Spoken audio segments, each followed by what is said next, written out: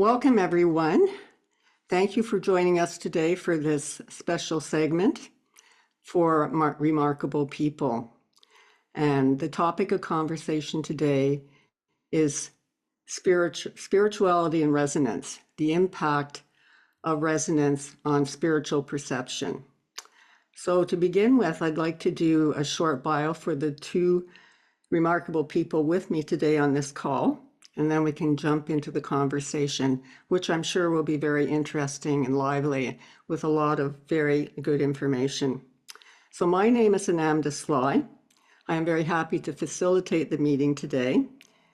And we're in changing times, and there's many, many things happening with sound healing, with spirituality. So it's wonderful to see the two strands coming together. And it's a great honor and pleasure to be in conversation today with you, John Stuart Reid. And John is an English acoustic physics scientist and inventor of the cymoscope. And you join us from England. So John is an expert in sound healing and cymatics with his career spanning over 50 years. And his invention has allowed us to see visually the images created by sound, vibration, and resonance. His mission is to educate, inspire, and awaken the world to the field of visible sound. And his courses on the Shift Network are very popular. I can attest to that. And he has launched a second level course, I believe, Frequency Medicine. In his courses and lectures, John reveals groundbreaking information on the mechanisms that underpin sound therapy and how it can be applied to our health in a natural way. He teaches that everything is resonance, as does Berdhanya, and the science is beginning to catch up to the ancient yogic teachings. He advocates and promotes frequency medicine that is becoming part of mainstream medicine. He's very generous in collaborating and sharing his expertise and passion with many other researchers, sound producers, sound experts, multidimensional singers like Anders Holte and his wife, and many, many more. So thank you, John, for being here today. We're really happy to see you.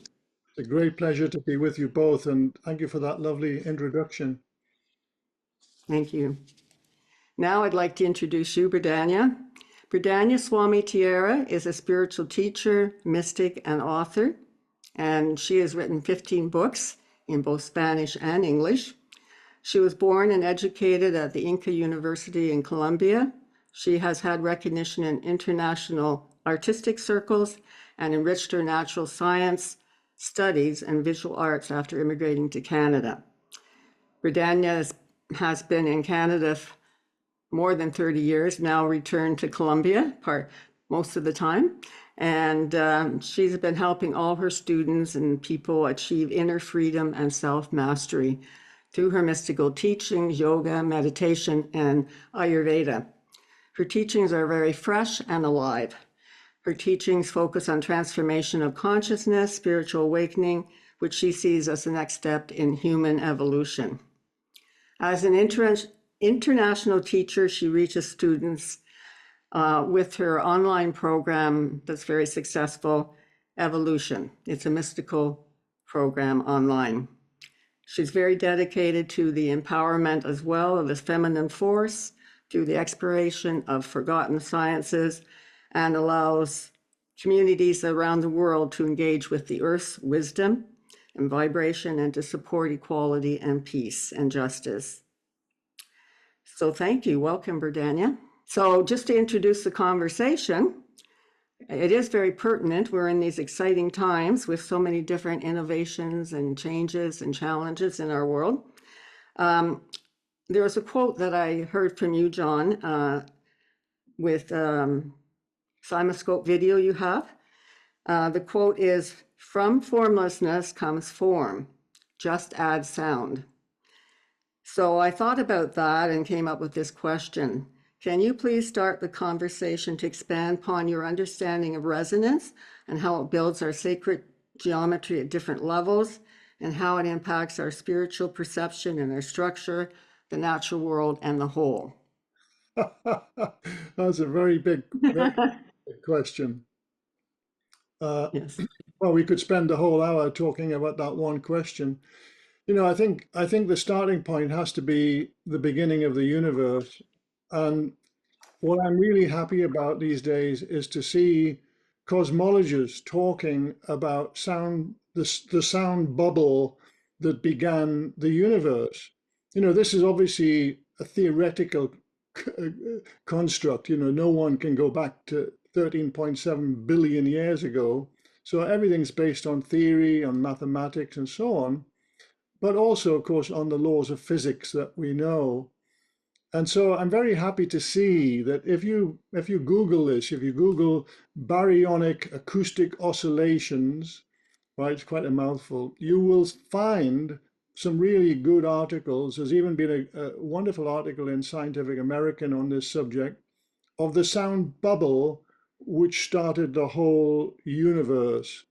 And you know, you mentioned the word resonance. Well, obviously, in this case, what they're talking about is the way that the sound of that Big Bang created structures in the early universe through the laws of resonance. And what we see today are those structures in the universe, obviously massively expanded as the universe has expanded. So if you look at the heavens through very powerful telescopes, you know, like Hubble, for example, you will see groups of galaxies in one area of the heavens, and then another group of galaxies, and I'm talking about hundreds of galaxies in the group, by the way, and then another group, you know, somewhere huge voids in between. And if you kind of pull back a little bit, you'll see that these groups of galaxies are actually structured. In fact, there's a paper called titled "The Egg Carton Universe," right? You know how an egg carton obviously has geometric structure, and it's very similar to that when you look at these groups of galaxies. So now we have this mainstream model of cosmology that's showing how resonance applied to the early universe and created geometric structures. In other words, you know, this term for this quote that you've just mentioned, from formlessness comes form, just add sound. Well, in this case, we're talking about on cosmological scales. The sound was literally the sound of the Big Bang, and that sound literally structured, created form from formlessness of the early, very, very early universe. And so it's really delightful for me, you know, after all these years, I've been talking about sound bubbles, well, most of my career. And, you know, it's been a bit of an uphill battle in a sense, because mainstream don't use this term generally. They don't use the term sound bubble. They talk about sound waves, of course, but literally, sound waves don't actually exist. The term means the pulsations of, in the case of audible sound, for example, right now, as I'm speaking, there's a bubble of sonic energy emitting from my mouth and a little bit from my nose, if I don't have a cold, which I don't have right now. And that bubble is oscillating in and out. It's beautiful. It has a beautiful pattern on its outer edge, if you could say, as it's expanding. And as it's expanding, it's also oscillating in and out. And that is the sound, basically, the oscillations of the bubble. And when you graph that energy with an XY coordinates and an oscilloscope or any other device, you will see what looks like a wave. But that wave is nature doesn't use graphs, right? This is a man-made construct that's allowing us to use this term sound wave, even though the space form of the energy is actually spherical. It's a bubble. And by the way, so is light. You know, all of natural light is also spherical in its space form. So that's a really good way, I think, of grounding my own work in terms of sound bubbles instead of sound waves, because that is the reality. We are living in a world full of beautiful sound bubbles. And so to see that article in Scientific American, where cosmologists are now talking about sound bubbles in the early universe, well, it really made my day when I read that a few months ago. In the spiritual world is agree with that in a sense that we naturally, when we meditate, we say, oh, put a bubble around you, or it's a form that is undivided and complete itself. And we naturally know and use that imagery in any meditation. And as a matter of fact, the more you are in the subtle, in the form of when you're dealing just with the energy itself, it's just a series of spirals that convey and in cohesiveness form the sphere. And within that spheres, there are different kind of densities.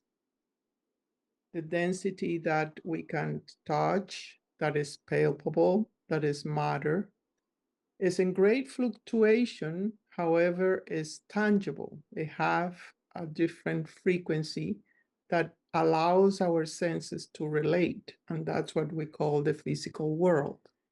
But the physical world itself is a series of these geometrical, perfect bubbles interacting with each other and changing constantly in the present moment when we are free from the time and the space, or the concept of the time and space. Then we have more connection with that bubble-like presence. And as the bubble, we can say that in the middle of the bubble is just the pure energy that make the cohesiveness between the center of the bubble and the external part of the bubble. The outer, the bubble, the surface is more subtle. And the center, that energy serves as a bridge between that dense that we call matter, the energy, and then the actual resonance. So that is in the outside reality. However, in the inside reality is in reverse. If we see the atom, for example, the center of neutrons and protons are the less tangible, the less form is in there. And as we grow out of the atom, then we are able to have more sense of the matter. So there is a inverted universe and external universe, but both works with bubbles, if we call it that term, and both relates. And we as humans are the masters or managers of those bubbles through our thought process, through our belief system, through our perception. The more attached we are, these bubbles are more rigid. The less attachment we have, then the more fluid is the energy between the inverted world, that what I call you, the earth, the inside, and the outside. But it's an sphere that is not only sacred, but it have many mysteries inside, where each is not just a bubble with nothing in it, or a bubble with sounds and resonance inside, or spirals, is have life, love, and wisdom. And it have the different layers that constitute the creation that we manage.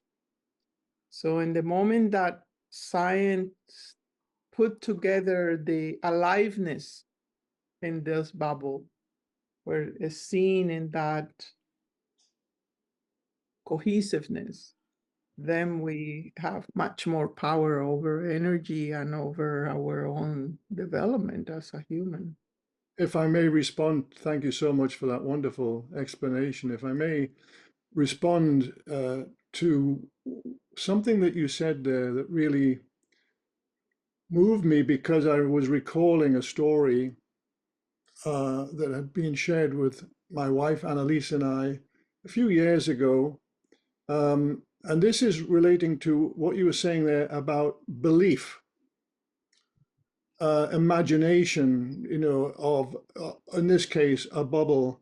And the story, we were actually visiting an animal conference where we met someone who was introduced ultimately to us as being the widow of a color therapist called Dr. Theo Gimbald.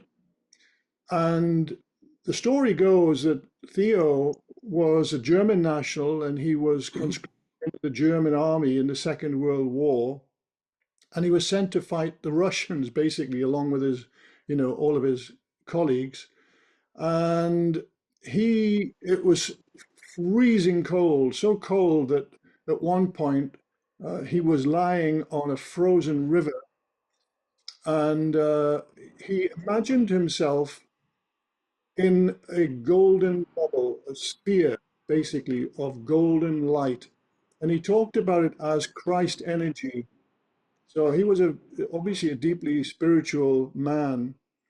And when he began visualizing this golden sphere of light, the water, or the ice rather, that he was lying on began to melt, and he became wonderfully warm, protected, if you like, inside this, well, we can call it an imaginary sphere. I don't know. This is really an interesting conversation to have, because, is it real or is it just imagination? Is it because he believed it that his biology then followed and his whole body became super warm?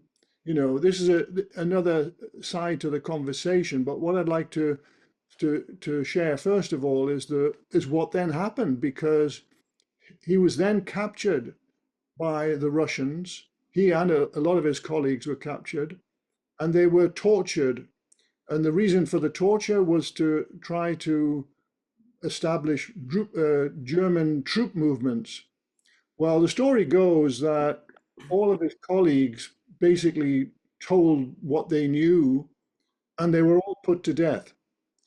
But Theo, because he imagined himself in this golden sphere of light, and because he was, I guess, partially because he was deeply spiritual, he felt protected, and so powerful was this protection that he did not succumb to the torture. He didn't tell them anything, basically. And it's a much longer story. I'm just truncating it here, but the upshot of it all was that the German interrogators so impressed that they let him go, right?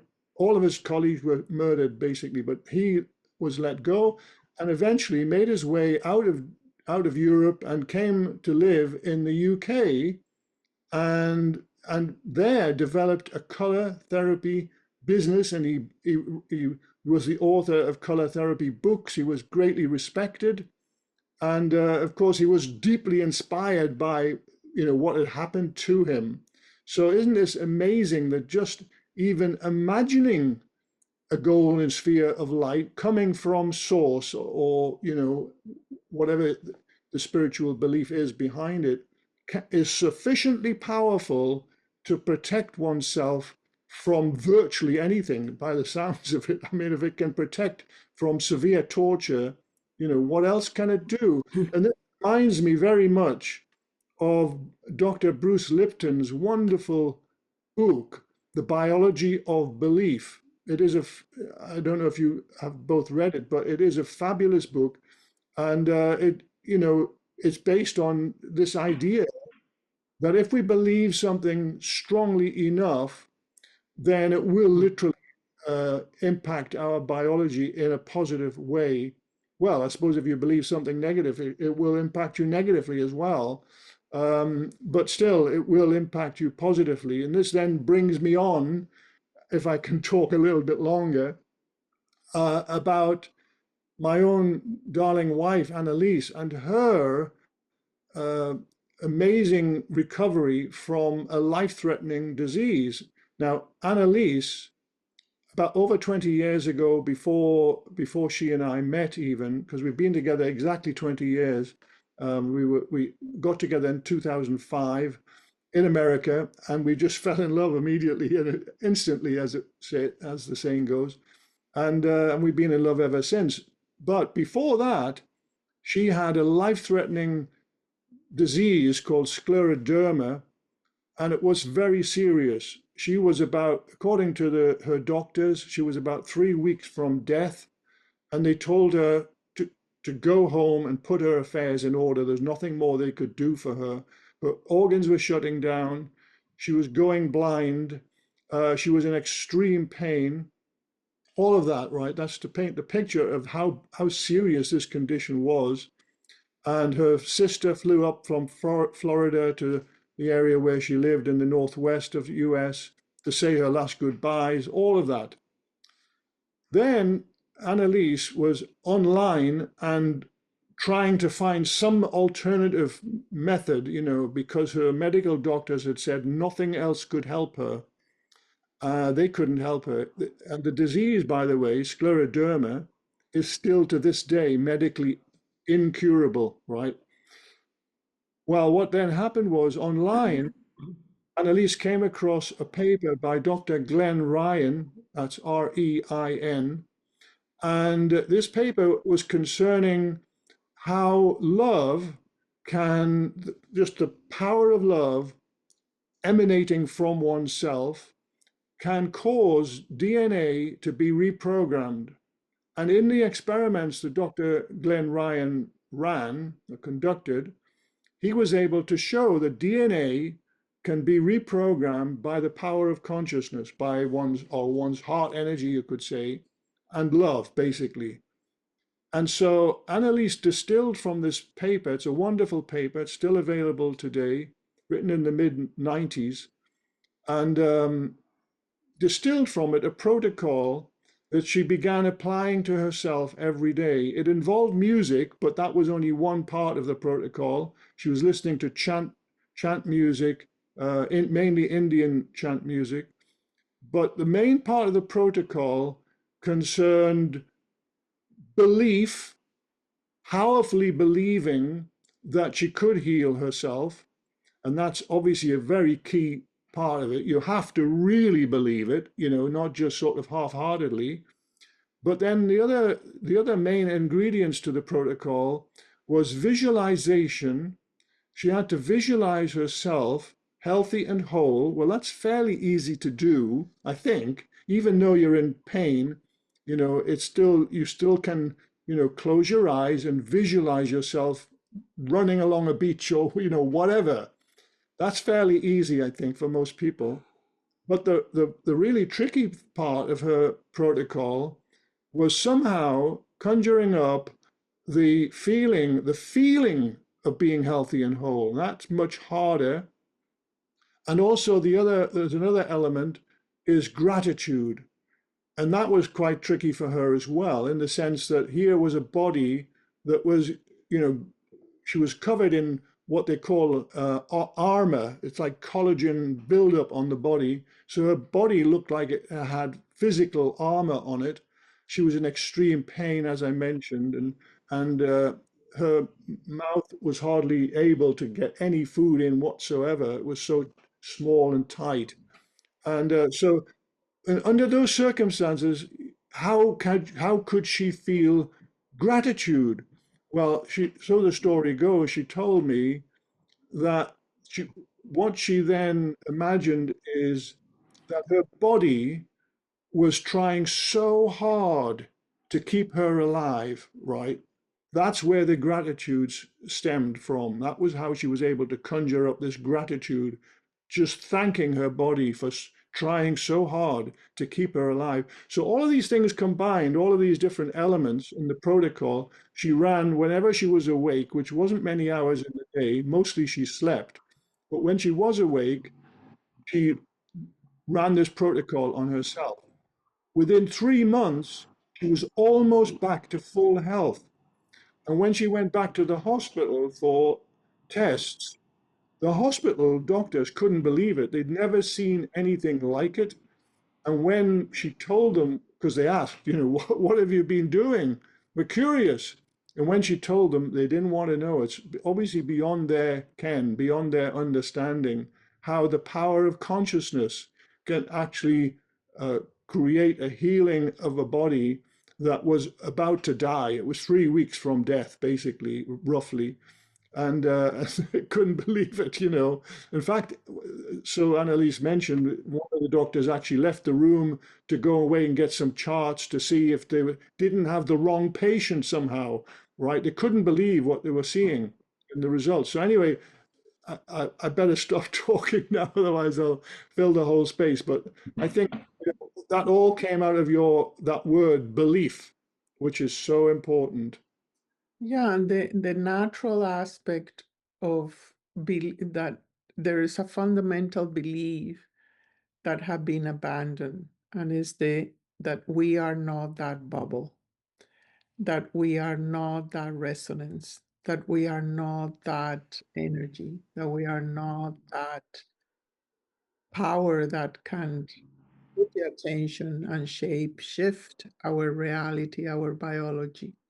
And that's something very sad for humanity, and at the same time very exciting for humanity, because scientists like you are being stimulated by that consciousness all over the planet to kind of form a library and a movement and a physiology that it will complement our times where humans need to be empowered this way, because there are other IA forms that comes our way. And if we don't reclaim back that healing mode, the state of being, I will say, of we are the living bubble with all the power of creation. And once we acquire that power within as a belief, as a state of beingness, then we are superhumans. We are much more in cohesiveness with the whole, because one of the attributes of those bubbles is that they like other bubbles. They need other bubbles. They like other bubbles, and they interact communication and frequency with each other. And that's the way they sustain themselves. So we are in this ocean of interaction. But if one bubble say, no, I don't exist, or I believe I am not good enough, or I don't believe in my own resonance, my own healing, then the whole start to collectively not only helping by producing certain stimulations, pleasant or unpleasant, but also uh, relating to that as a way of being. And we lose the actual potential of humanity to be in resonance, bring the resonance as a way of management, our reality, right? So Jhon, your work and others scientists that are just popping up in different countries are just kind of collectively creating a bubble of consciousness about how to empower humanity right now that we so much need. It is not one isolate work, as I see it. Is scientists realizing that is consciousness and matter can coexist in harmony for the empowerment of the whole humanity. No, it's not anymore, oh, scientists believe this and spirituality believe that. No, spirituality 4,000 years ago, in the Vedas, all has been a state. First was the sound, and from the sound, the Vedas just display this incredible hymns of mantras and sound, and what is this for this, and what is that for that.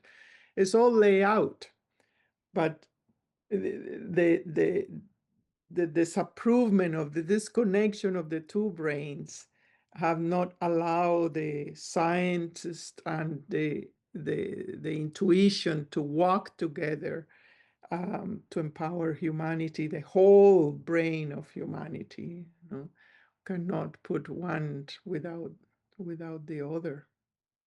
Well said, very well said. And actually, if I can just make a comment about my beloved sister who died very sadly during the COVID era.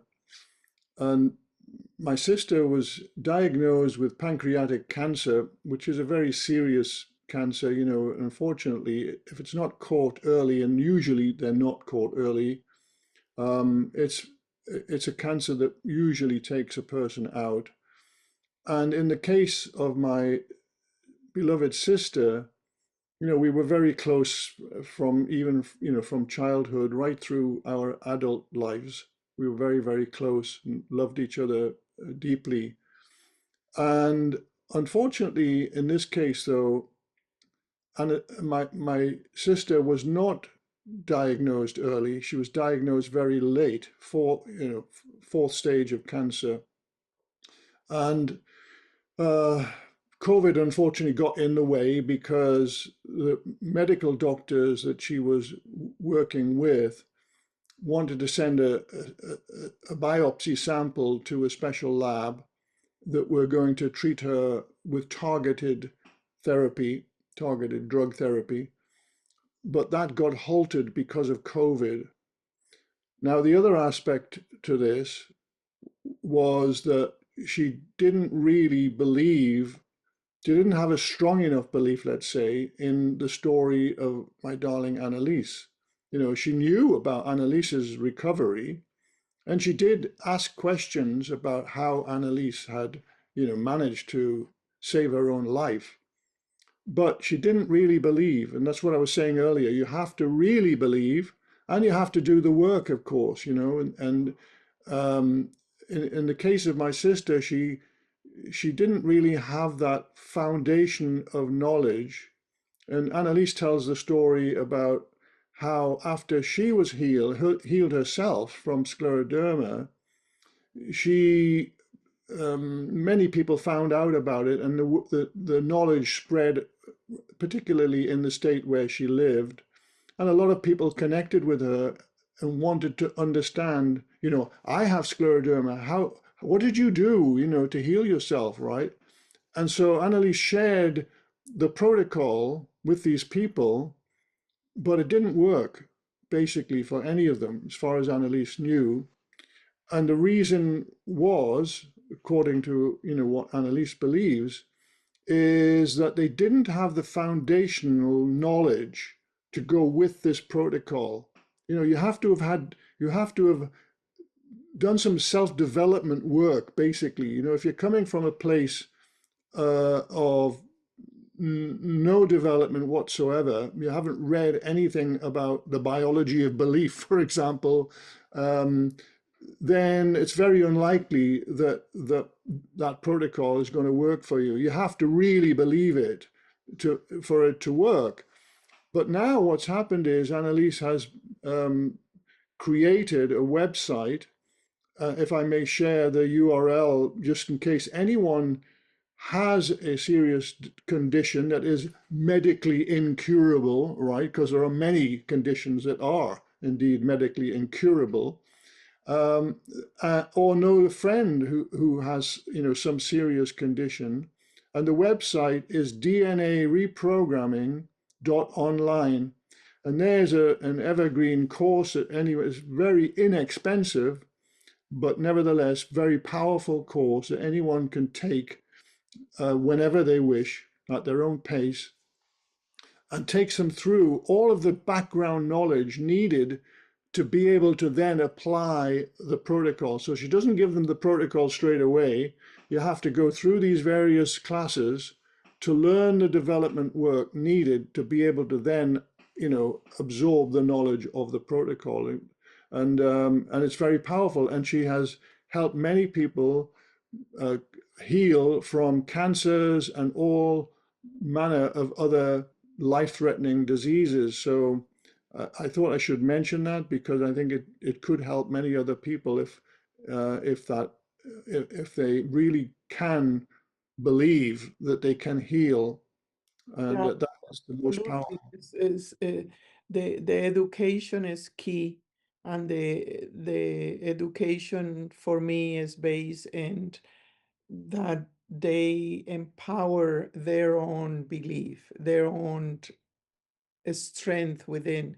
And for that, you need to go in, right? You need the meditation, you need the space and the quietness for you to massage yourself every day. And in that massaging the resonance, massaging the energy, it start to increase in strength and in frequency.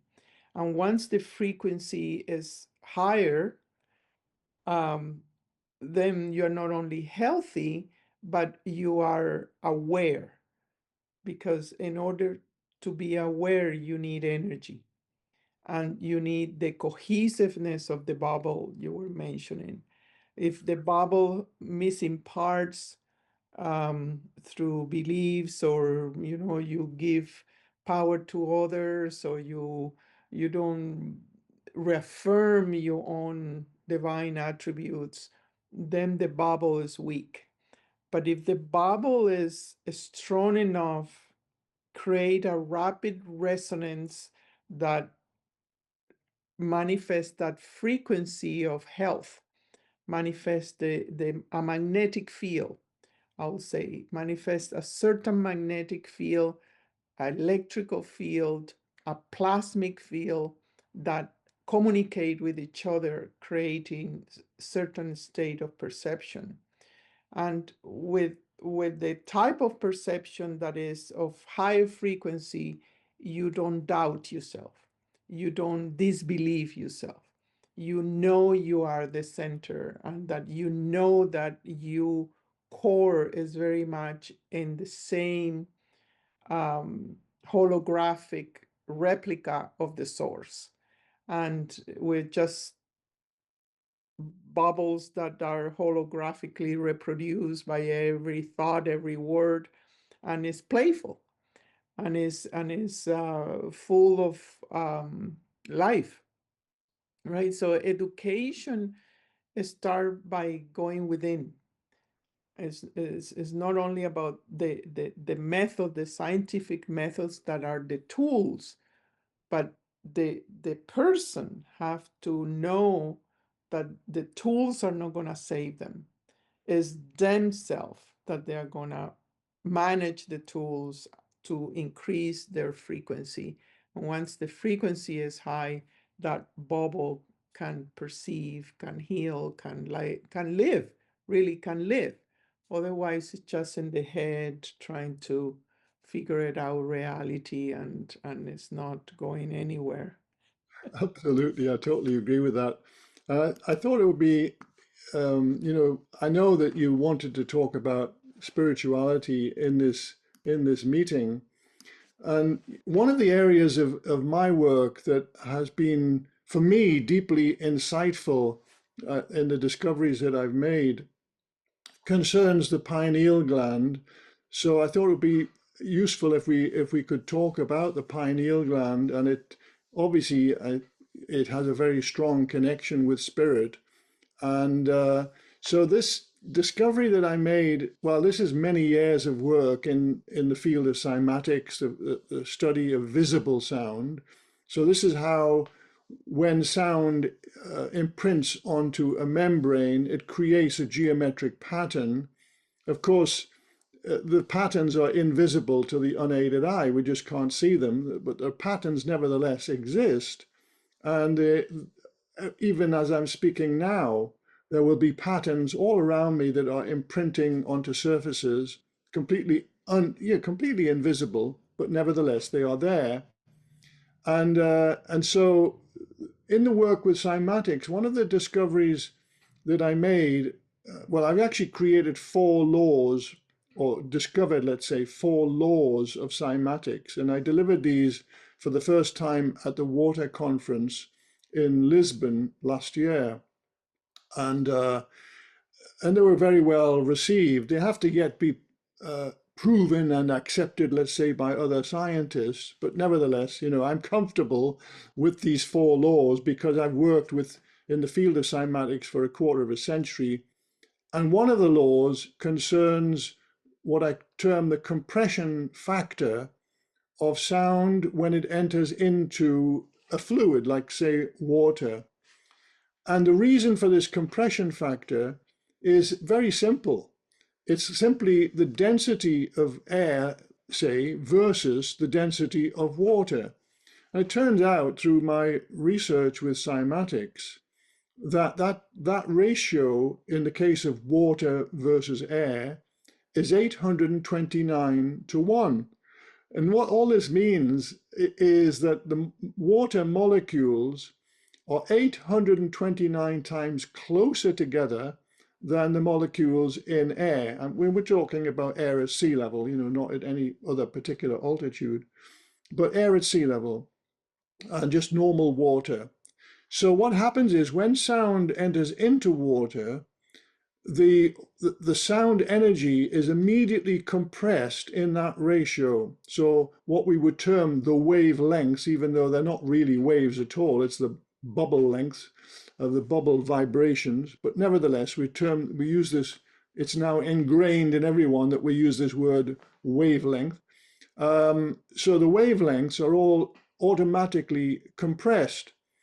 So I did some calculations in relation to the pineal gland, being interested particularly in the spiritual aspect of how we would resonate, how we would optimally excite, let's say, the pineal gland.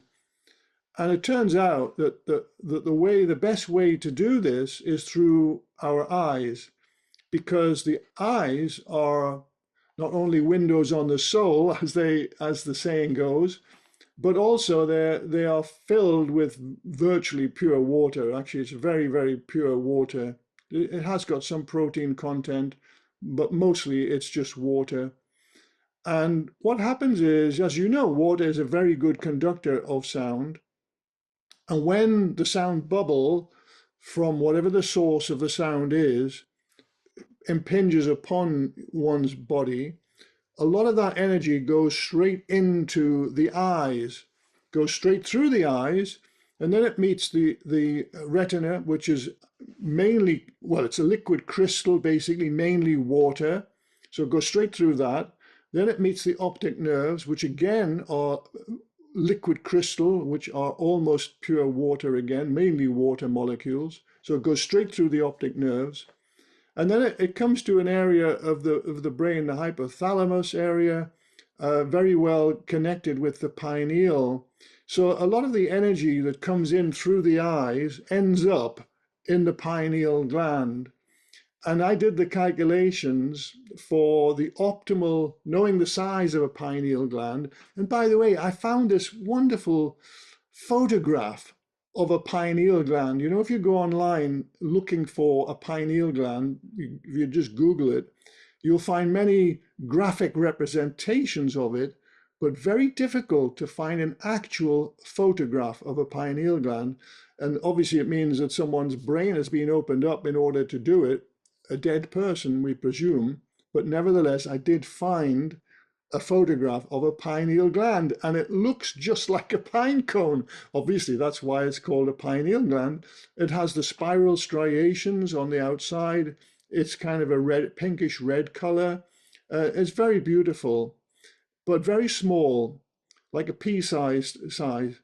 And so the dimensions are all, have been, the gland has been measured many times, And then, so I used the optimal size, the called average size of a pineal gland, working backwards from that size to find out what is the prime resonant frequency of a pineal gland. And it turned out to be E3 on a piano, which is about 165 hertz.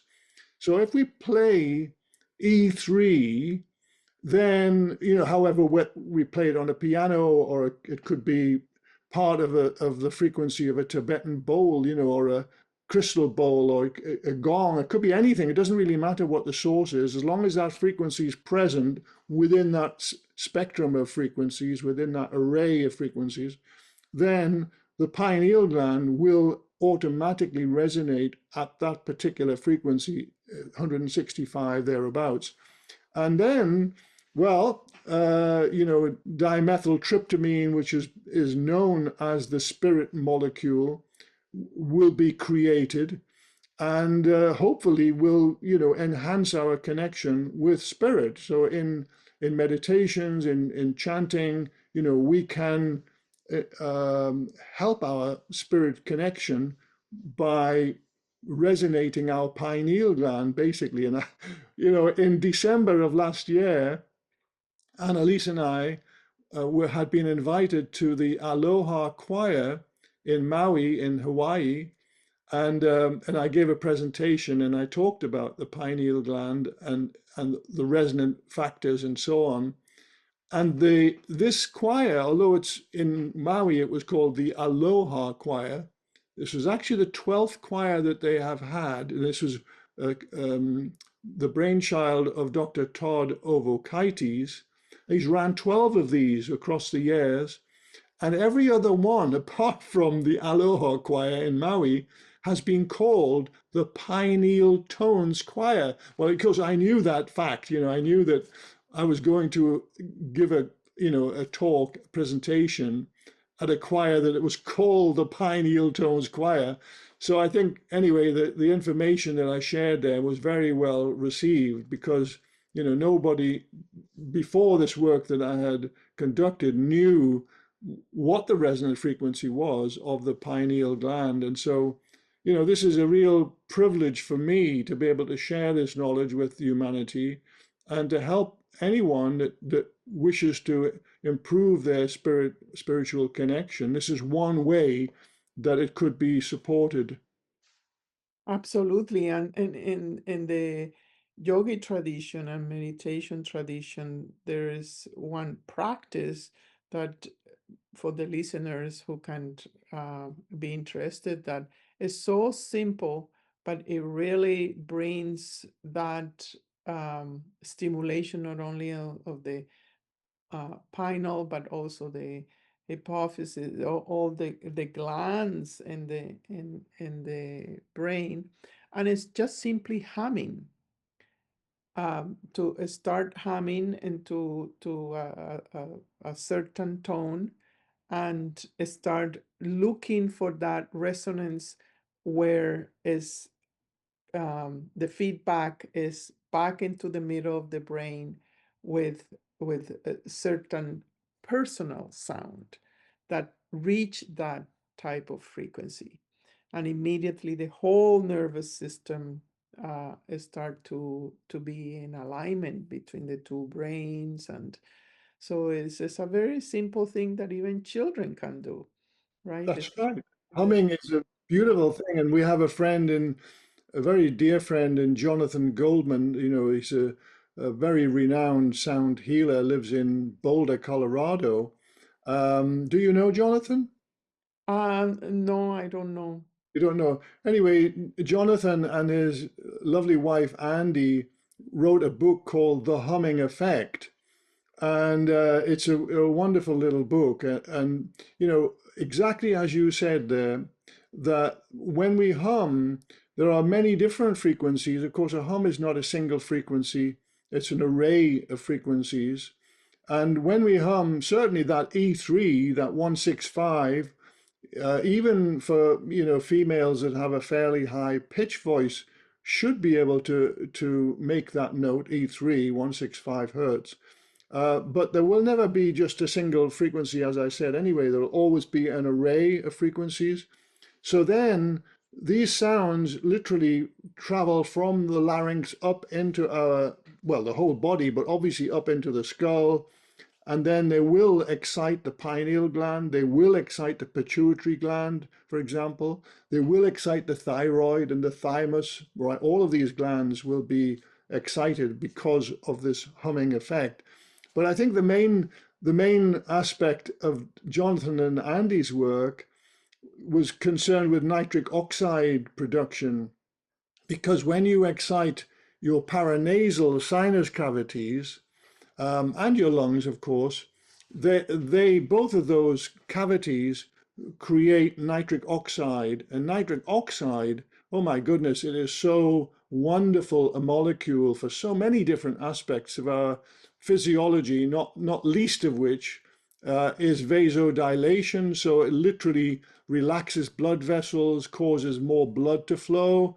And when we have more blood, we have more oxygen, of course, and more oxygen means more healing, because oxygen is the key healing molecule in the body, needed for almost every healing process in the body. So it all starts, though, with, well, breathing, of course, but also nitric oxide helps so much. So, and I read a wonderful paper a few years ago that showed some really lovely graphs of even a single breath through the nasal, through your nose as opposed to your mouth, which of course is very much a part of pranayama breathing, isn't it?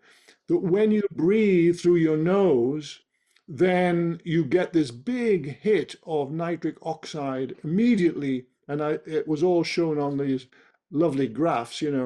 So let me just talk very briefly about the resonant frequencies. We're talking about resonance in this discussion.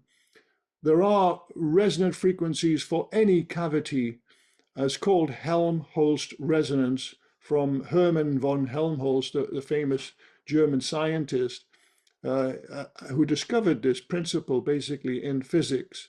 And it turns out that the resonant cavities of our sinus cavities, the frequencies are in the range for prime resonance between 1.5 kilohertz or 1500 hertz up to 2000 hertz, depending upon whether how large your head is, basically, and how large your sinus cavities are, right? If you're a female, you tend to have a slightly smaller head and slightly smaller sinus cavities. So then the frequencies would be higher. They would be 2 kilohertz, say, for average for a female. And for a male that would have larger cavities, the frequencies would be lower. It would be more like 1.5 kilohertz, right? So these are fairly high frequencies. But then if you're thinking about the lungs, well, the much lower resonant frequencies in the range 100 hertz to 150 hertz, if you're, depending again on body size. So again, coming back to what you were saying there about humming, when we hum, the harmonics of the hum, even if we're humming quite a low pitch note, well, the low pitch will certainly resonate the lungs very well, and the lungs will create nitric oxide. And then the higher harmonics of that hum will beautifully stimulate the sinus cavities and then create nitric oxide there. So, and Jonathan and Andy make this point that many people are afraid to sing. They don't think they have a voice, and probably at school they were told to be quiet when the choir was singing, because this has happened to so many people, including me. Be quiet, John. You can't sing. I've got over that now. A lifetime of working on myself. I really do believe that I can sing now. But anyway, I'm just saying that many people have this stigma, that they can't sing. But as Jonathan and Andy say, anyone can hum. There's no stigma attached to it either. So it is a beautiful thing to do. Even going around doing your housework, the washing, whatever, you can hum along. And then you are going to be helping yourself so much with nitric oxide production, leading not only to vasodilation, but to many other health benefits. And anyway, I thought that would be an interesting point to share. And the direct we were talking earlier about the imagination and attention. When that humming is directed to certain organ, see that okay, we are humming, and we can be humming just in a state of emptiness or with no particular attention. But when we are projecting our attention with the intention of gratitude and the intention of just simply the joy and pleasure of have that ability, we have a laser beam. We have a laser sound and a laser, how I can put it, a laser embrace to the organ or to the persons that we love. So humming is being used always from ancient times, collectively as well as a community, to heal people. You put a person in the center and we all hum, and those get magnified by crystals and other things. They use that in Egypt and in other architectural devices. But my point is that anyone with their attention more than 3 minutes humming to certain part of their bodies is creating a wave of healing, is creating a wave of harmony. So it's not something that you need to be in a studio, or you need to go far to heal. It's very near, and is very empowering for anyone. And it's just to teach the children to do that, to just to make the resonance available and easy, because we natural remember, like in the same way we natural remember the golden egg. Who taught him that, right? We naturally feel comfortable in that kind of imaginary, but is not, we are tapping into the resonance. You cannot see it, but is part of the makeup of our divine structure. So Absolutely. You've made a very, very good point. And one of the other aspects to, relating to what you're saying there now about moving your consciousness when you're making the sound, directing the sound to different parts of your body. What you inspired me to share, it concerns vagal stimulation with your own vocal apparatus. Nature has given us this wonderful healing apparatus, our vocal apparatus. And one of the interesting aspects I find really wonderfully inspiring is this idea that nature gave us the ability to heal ourselves through our voice. And one of the indicators of this is that when the vagus nerve, or we should say really nerves, because it's two branches, but when the vagus nerves leave the brain stem, the first place they go to is the pinna of the ears, literally our outer ears. Now, why did nature take the vagus nerve to the ears? This is nothing to do with hearing. Hearing is the auditory nerve, which, as you know, is connected to the cochlea. This has nothing to do with that.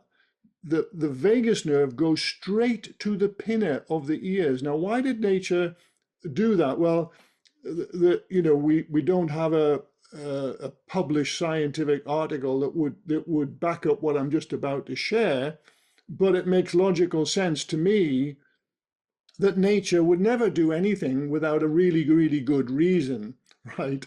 So the reason in this case, from all the reading that I've done and my own science, is that nature connected the vagus nerve to the pinna of the ears in order to help vagal tone. Vagal tone is something that's crucially important in the body. And the reason for this is because the vagus nerve innervates all of the major organs, literally all of them, right? Goes straight from the pinna of the ears. The next place it goes to is the pharynx and the larynx.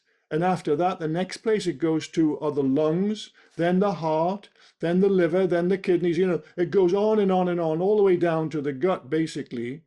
So it's really important, very important, crucially important for the vagus nerve to be healthy and well tuned. And one of the ways that I'm imagining here that why nature connected the vagus nerve to the pinna of the ear, sometimes also called the auricle of the ears, is so that the sounds from nature, so we're talking now about the sound of the wind in the trees, you know, sirism. I love that English word, sirism. I don't know what it is in your language, but sirism, P-S-I. Anyway, sirism, the sound of the wind in the trees, the sound of waterfalls, the sound of rushing rivers, the sound of the ocean waves, you know, all of these sounds of nature literally are being collected by our pinners, not only so that we can hear, and that's obviously in a very important sense for survival of the creature, but also so that we can improve or optimize our vagal tone. So these energies from nature, these sounds of nature, go straight in to the pinna and straight down into the vagus nerve system to help keep it, you know, in tip-top order. Now, I made a discovery, you know, one of the discussion subjects I know that we're going to talk about today is resonance.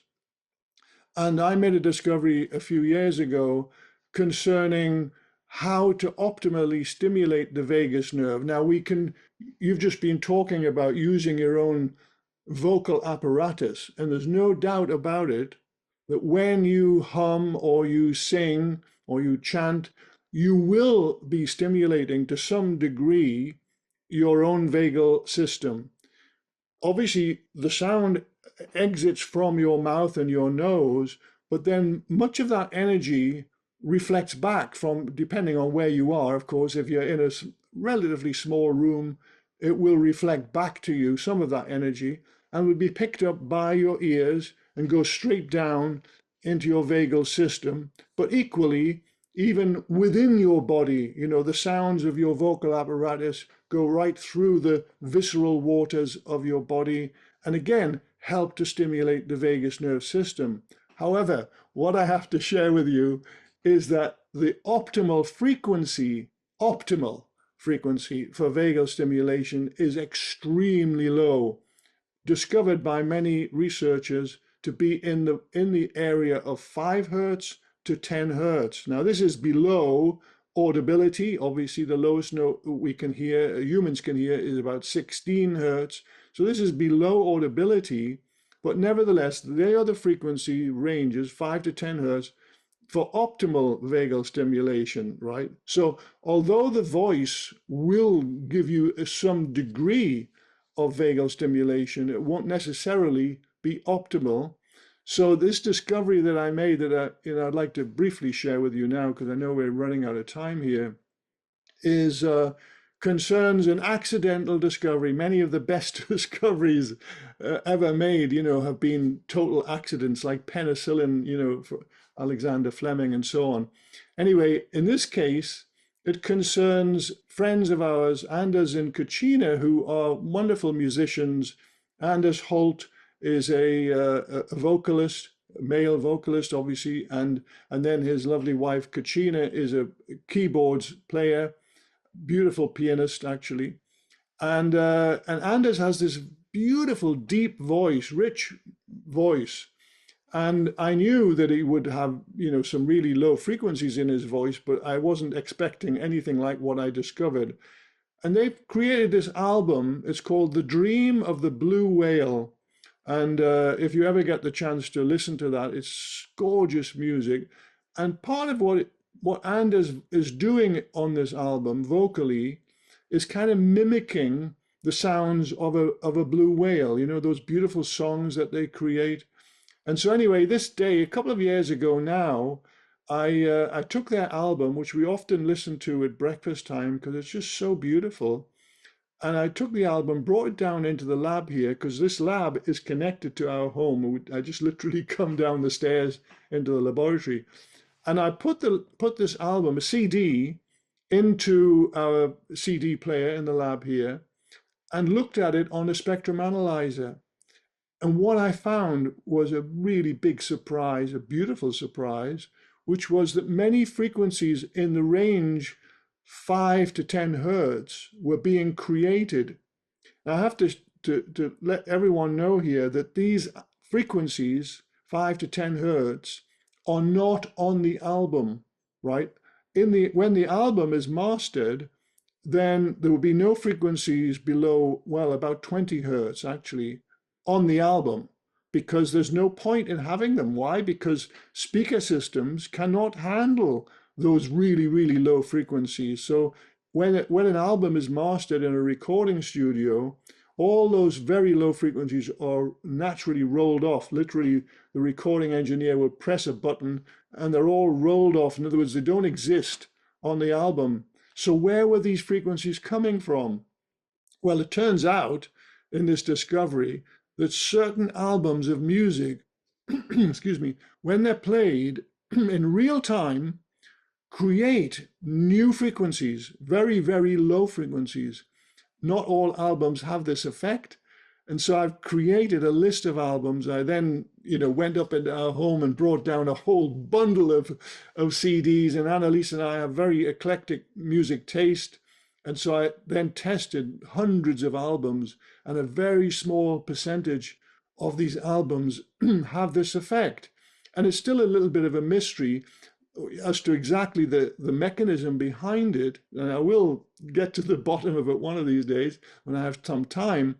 But the good news here is that if you listen to any of these albums through good quality headphones, and they have to be good quality, they have to be able to reproduce frequencies down to 5 hertz, and most headphones can't. But there are some really good quality headphones that can, like the Berdhanya DT770 Pro and the DT770 Pro X. They do start at 5 hertz, and yet they're not terribly expensive. They're very reasonably priced. So if you listen to any of these albums, which, by the way, I'm very happy to share, with you the audio heterodyning, which is what I call it, audio heterodyning list of albums. Any of those albums on the list, including The Dream of the Blue Whale, create these very low frequencies. Well, what a beautiful way to heal oneself, through optimal vagal stimulation, because one of the greatest benefits that have been discovered through many different researchers is that when the vagus nerve is stimulated optimally, then even someone who has chronic inflammation in their body, say someone who has fibromyalgia and they've been suffering in great pain and disability for years with it, even people of that nature with that condition can be healed within a matter of weeks by listening to beautiful music through high quality headphones from any of these albums, even when the chronic inflammation that I'm referring to here is, again, medically incurable. There's nothing that's in the toolbox of mainstream medicine. They can give you prednisone, or they can give you some steroids or something that might temporarily reduce the pain or whatever, but there's no fix, there's no cure for illnesses of that type, diseases of that type, autoimmune disease and so on. Absolutely no cure. And yet here is another way of healing the body naturally through sound, through resonance, because 5 to 10 hertz is that range of resonance needed for optimal vagal stimulation. Oh, this conversation have been amazing, John, and I'm sure it can continue for hours in this. Yes. We lost Ananda in the process.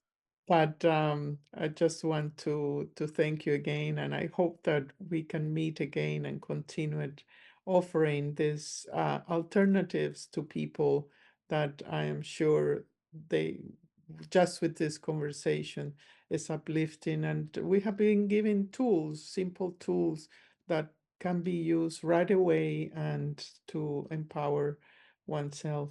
So I just want to conclude in the name of Ananda with my gratitude and to all of us. And I hope to see you again in our next conversation. Yeah, I hope we can meet again. I would really love that. And a very big thank to Ananda. I don't know where she went, but maybe she had an internet connection. I'm not sure, but been wonderful conversation. Thank you so much, Berdhanya. I would really love to have another conversation with you in the future. Yes, thank you. Bye for now. Many blessings. Bye bye.